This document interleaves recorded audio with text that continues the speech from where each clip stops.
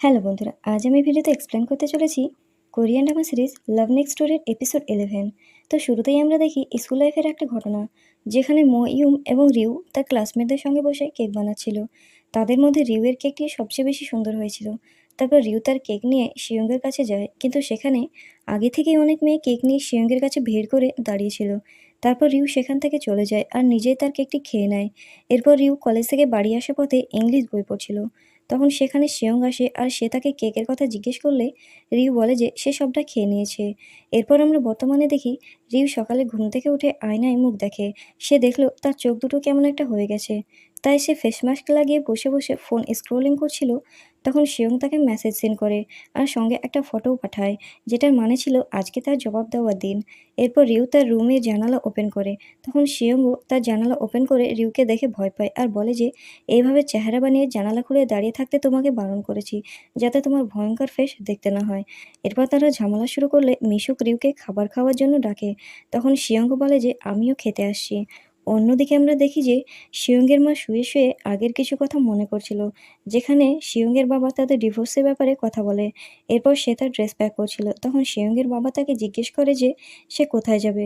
তখন শিয়ঙ্গের মা বলে যে আমি আফ্রিকা যাব, আর তোমার ডিভোর্সের পেপার যখন রেডি হবে আমাকে জানিয়ে দিও। এদিকে আমরা রিউকে দেখি তারা সবাই মিলে একসঙ্গে খাবার খাচ্ছিল, শিয়ংও তাদের সঙ্গেই ছিল। এরপর রিউ ছাদের উপর শুয়ে শুয়ে একটি বই পড়ছিল। তখন সেখানে শিয়ং আসে। সে বলে যে তুমি ফ্রেঞ্চ বই কেন কিনেছো। রিউ বলে যে এখানে খাবারের ডিশগুলো খুব ভালো লাগছিল তাই কিনে নিয়েছি, কিন্তু কিছু পড়তে পারছি না। রিউ তখন শিয়ংকে বলে যে তুমি কি এখনো ফ্রেঞ্চ পড়তে পারো। শিয়ং তখন বলে যে সে এখনো ফ্রেঞ্চ পড়তে পারে। এরপর সে পড়তে শুরু করে। এর কিছুক্ষণ পরে রিউ সেখানেই ঘুমিয়ে যায়। শিয়ং দেখলো যে রিউ ঘুমিয়ে পড়েছে। তার কিছুক্ষণ পরে সেও ঘুমিয়ে পড়ে। এরপর রিউ এর ঘুম ভাঙলে সে দেখে যে শিয়ং তার পাশেই শুয়ে আছে আর তার চেহারার উপর রামধনু রঙগুলো এসে পড়েছে। রিউ তখন শিয়ংয়ের ফেসে যে রঙগুলোর ছায়া পড়ছে সেগুলো টাচ করে। তখন শিয়ংয়ের ঘুম ভেঙে যায় আর সে উঠে পড়ে। এরপর রিউও উঠে পড়ে। তখন সে শিয়ংকে বলে যে সে ইচ্ছে করে তাকে টাচ করেনি, রামধনুর কারণে এটা হয়েছে। এরপর শিয়ং রিউকে বলে যে খুব গরম লাগছে। এই বলে সে নিচে নেমে চলে আসে। এরপর দরজা খুলে বাইরে যাবে, তখন মইয়ুম এসে উল্টো দিক থেকে দরজা খুললে শিয়ংয়ের মাথায় চোট পায়। এরপর মইয়ুম শিয়ংয়ের জন্য আইস ব্যাগ নিয়ে আসে, তার কপালে লাগায় আর শিয়ংকে জিজ্ঞেস করে যে তোমার আর ইউয়ের মধ্যে কিছু হয়েছে নাকি, কারণ একটু আগে তোমার চেহারা পুরো লাল হয়ে গেছিল। তখন শিয়ং বলে যে না, এমন কিছুই হয়নি। তখন মইয়ুম বলে যে হিয়েনজুন তো চলে গেছে, রিউকে এখন ঠিক আছে। শিয়ং বলে যে আমি তাকে ফোর্স করতে চাইছি না, এখন তার মাইন্ডে অনেক কিছু চলছে, তাই আমি কিছুই খারাপ করতে চাই না। এরপর আমরা দেখি মইয়ুম ডানহোকে দেখে সেখান থেকে উঠে দৌড়ে পালিয়ে যায়। তখন শিয়ং পিছন ফিরে দেখে যে সেখানে ডানহো আছে। তারপর তারা দুজনে বসে গল্প করছিল আর বলে যে যেহেতু এখন আমরা প্রতিবেশী, তাই আমাদের ফর্মালিটি না করে নাম ধরে ডেকে কথা বলাই উচিত।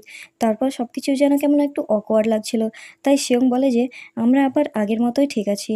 এরপর আমরা দেখি শিয়ং আর রিউ দুজনেই সে ডেটের কথা ভাবে আর একে অপরকে ফোন করার কথা ভাবে, কিন্তু সময় পার হয়ে যায়। সে ডেটটি চলে যায়, কিন্তু তাদের কথা হয় না। এরপর আমরা দেখি শিয়ং তার new project book store open করা নিয়ে আলোচনা করছিল।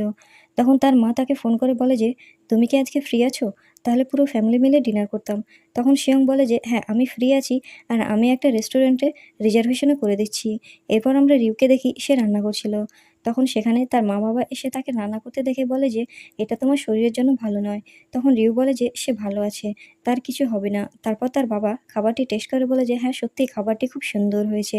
এরপর আমরা ডানহোকে দেখি সে তার মেয়েকে স্কুল থেকে নিয়ে বাড়ি ফিরছিল আর বলছিল তার জন্য টেক কেয়ার করার একজন বেবিসিটার খুঁজবে। তখন সেখানে মইয়ুমের মা এসে বলে যে তোমার মেয়ে দেখাশোনা আমি করব। তারপর তারা অফিসে বসেছিল। তখন সেখানে মইয়ুম আসে। তার মা বলে যে আমি আর ইয়ন্ডু বাইরে যাচ্ছি আইসক্রিম কিনতে। তখন ডানহো বলে যে আপনাকে যেতে হবে না, আমি যাচ্ছি। কিন্তু মইয়ুমের মা ইয়ন্ডুকে নিয়ে বাইরে যায় আইসক্রিম দিতে। তখন রুমের মধ্যে মইয়ুম আর ডানহো ছিল।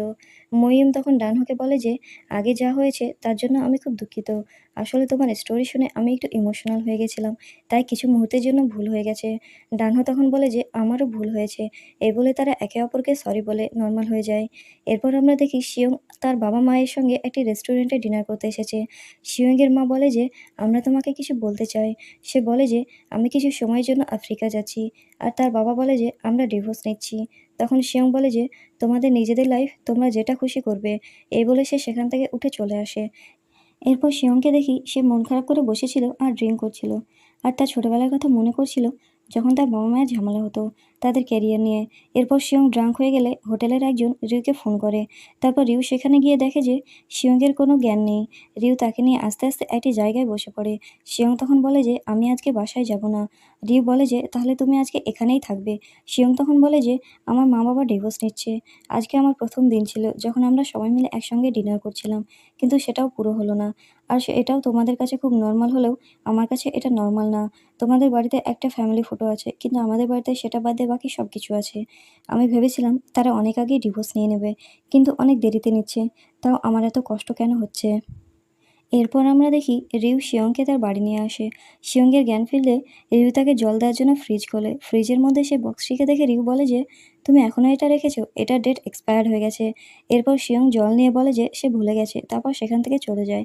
এরপর এরপর আমরা শিয়ংয়ের বাবা মাকে দেখি তারা কোর্টে ডিভোর্সের অ্যাপ্লিকেশন করে আসছিল। তখন বৃষ্টি শুরু হয়ে যায়। তখন হিসু বলে যে আমাদের বিয়ের দিনেও এমন বৃষ্টি হয়েছিল। এরপর তার হাজব্যান্ড ছাতা বের করে সেটি তাকে দিয়ে দেয় আর সে ভিজতে ভিজতে চলে যায়। এরপর শিয়ংয়ের মা রিউয়ের মায়ের সঙ্গে দেখা করতে যায় আর তাকে একটি গিফট দিয়ে বলে যে সে চলে যাচ্ছে। এরপর সে যখন বাইরে আসে তখন রিউ বাইরে আসে। তারপর রিউ তার আন্টিকে বলে যে শিয়ং খুব আপসেট আছে, সে তার মায়ের জন্য ওয়েট করছে। এরপর হিসুক রিউকে ধন্যবাদ জানিয়ে চলে যায়। তো বন্ধুরা, এখানেই আমরা শেষ করছি এপিসোড 11-এর পার্ট 1। Thank you.